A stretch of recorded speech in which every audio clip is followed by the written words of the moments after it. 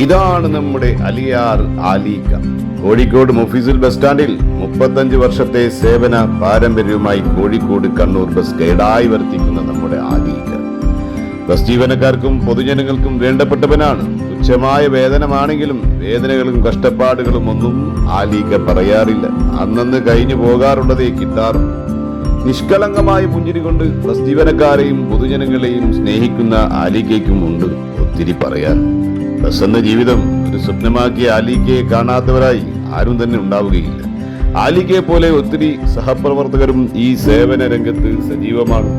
ആളുകൾക്ക് നിരന്തരം വഴികാട്ടിയാകുന്ന നമ്മുടെ ആലീക്ക ബസ്സുകൾക്ക് ഒരു പ്രചോദനമാണെങ്കിലും ആലീക്കായ്ക്കും സഹപ്രവർത്തകർക്കും വേതനം തുച്ഛമാണ്.